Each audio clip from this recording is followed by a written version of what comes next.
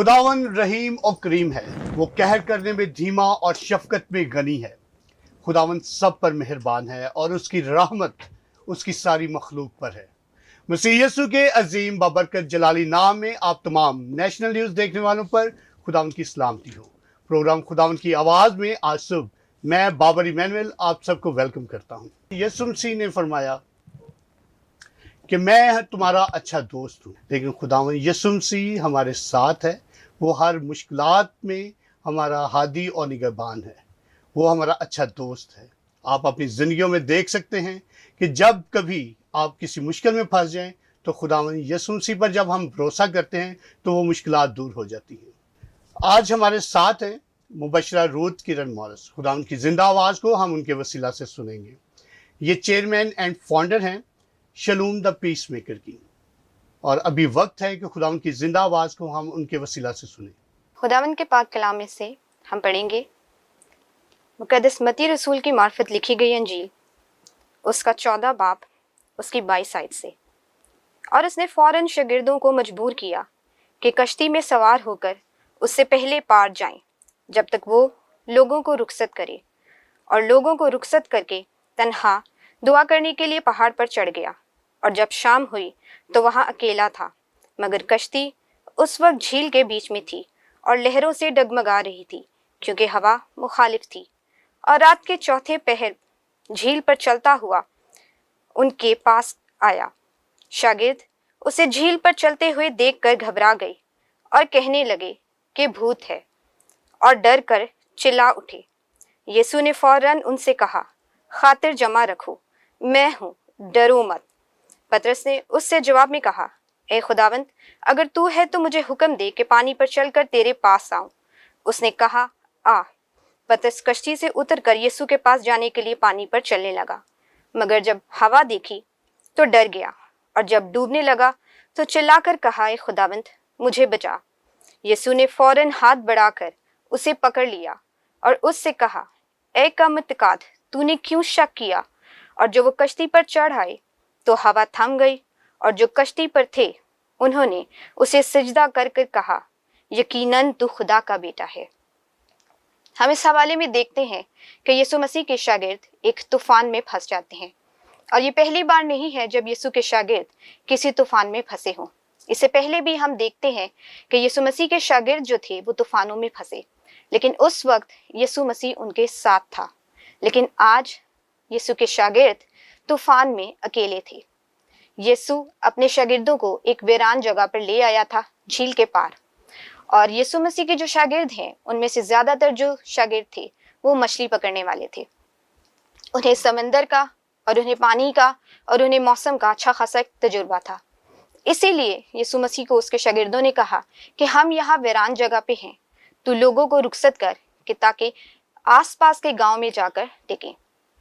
मुमकिन है कि यीशु के शागिर्दों ने ये जान लिया था कि मौसम खराब हो चुका है, लेकिन यीशु ने जानबूझकर उस इबादत को, उस मिरेकल सर्विस को लेट किया। और जब शाम हो गई तो यीशु ने क्या किया कि बाकी लोगों को तो रुखसत कर दिया आसपास के गांव में, लेकिन अपने शागिर्दों को झील में भेज दिया। यीशु के शागिर्द जो थे वो जाना नहीं चाहते थे। ये हमें इस बात से देखने को मिलता है कि वहां लिखा है कि यीशु ने अपने शागिर्दों को मजबूर किया। इसका मतलब है कि वो जाने के लिए राजी नहीं थे, क्योंकि उन्हें पता था कि मौसम खराब है। खैर, वो यीशु का कहा मानकर चलने लगे। वो झील में निकल पड़े अपनी कश्ती में। गलील की जो झील है वो 7 मील पर फैली हुई झील है, और इसके शागिर्दों ने 4 मील का सफर तय कर लिया, यानी 10 घंटे का सफर तय कर लिया। और इसके बाद उनके लिए आगे जाना बहुत ज्यादा मुश्किल हो गया। वो 10 घंटे से लड़ रहे थे, लहरों से, तूफान से। आखिर वो तंग आ गए लड़ते लड़ते। हम में से बहुत सारे लोग हैं जो अपनी जिंदगी के तूफानों से लड़ते लड़ते तंग आ गए हैं।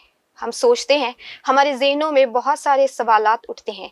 यहाँ शागिर्दों के भी जहन में बहुत सारे सवालात उठ रहे होंगे कि क्या यीशु ने हमें अकेला छोड़ दिया? क्या यीशु को नहीं पता था कि तूफान आ रहा है?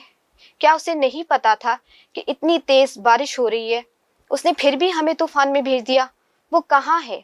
खुदा के खादिम फिलिप यांसी वो एक बुक लिखते हैं कि where is God when it hurts. جب ہم تکلیف میں ہوتے ہیں، طوفانوں میں ہوتے ہیں، تو خدا کہاں ہوتا ہے؟ کیا واقعی خداوند یسوع مسیح نے اپنے شاگردوں کو اکیلا چھوڑ دیا تھا؟ کیا واقعی خداوند یسوع مسیح کو اپنے شاگردوں کی فکر نہیں تھی؟ یسوع مسیح کہاں تھا؟ کلام میں لکھا ہے کہ جب یسوع نے اپنے شاگردوں کو جھیل میں بھیجا طوفان سے لڑنے کے لیے، تو اس وقت یسوع پہاڑ پر دعا کرنے کے لیے چلا گیا۔ اس حوالے میں جس بات پر ہم غور نہیں کرتے اور جس بات پر شاگردوں نے غور نہیں کیا، وہ یہ ہے کہ 10 گھنٹے سے ایک چھوٹی سی لکڑی کی کشتی طوفان سے لڑ رہی تھی۔ طوفان انہیں ڈرا رہا تھا مگر ڈبا نہیں رہا تھا۔ کیا وجہ تھی کہ 10 گھنٹے سے طوفان سے لڑ رہے تھے لیکن ڈوب نہیں رہے تھے؟ کیونکہ وہاں کوئی تھا جو ان کے لیے دعا کر رہا تھا۔ خداوند یسوع مسیح نے ایک بار شمعون پطرس سے کہا تھا، شمعون شمعون، دیکھ ابلیس نے تم کو مانگ لیا کہ تم کو گیہوں کی طرح پھٹکے، لیکن میں نے تیرے لیے دعا کی کہ تمہارا ایمان جاتا نہ رہے۔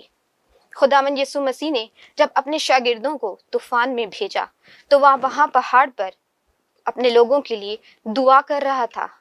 وہ ان کے لیے دعا کر رہا تھا کہ اس کے بچوں کا ایمان جو ہے وہ ڈگمگائے نہ، لہروں کو دیکھ کر، طوفان کو دیکھ کر وہ ہار نہ مانے۔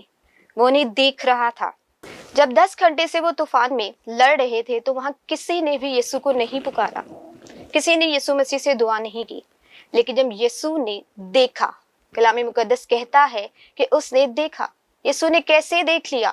وہ لوگ تو 4 میل دور آ چکے تھے، وہ 10 گھنٹے کا سفر کر کے آگے نکل آئے تھے اور یسوع وہاں خشکی پر تھا، تو یسوع نے ان کو کیسے دیکھ لیا؟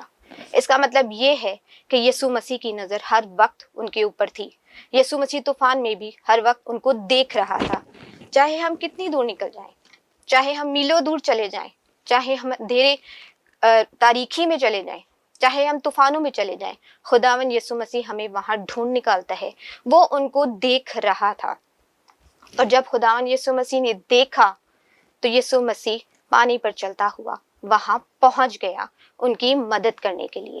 کیسے؟ 10 گھنٹے کا سفر کر کے شاگرد وہاں پہنچے تھے، یسوع نے دیکھا اور 1 منٹ میں وہاں پہنچ گیا، کیونکہ وہ یسوع سے دور نہیں تھے۔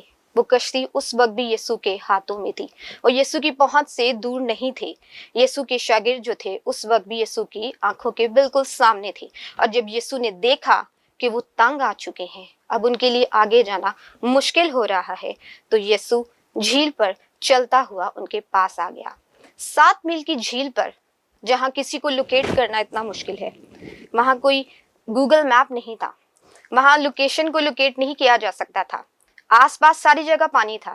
جب کوئی کشتی وہاں پھنس جاتی ہے تو اس کو ڈھونڈنا آسان نہیں تھا، لیکن خدا کا فضل ہمیں گہرے پانی میں بھی ڈھونڈ نکالتا ہے۔ خدا کا پیار ہمیں گہری تاریکی میں ڈھونڈ نکالتا ہے۔ یسوع مسیح جھیل پر چلتا ہوا وہاں آ کر کھڑا ہو گیا۔ وہ یسوع کو دیکھ کر ڈر گئے، انہیں لگا کہ یسوع تو پہاڑ پر تھا، وہ کیسے ہماری مدد کرنے کے لیے آ سکتا ہے۔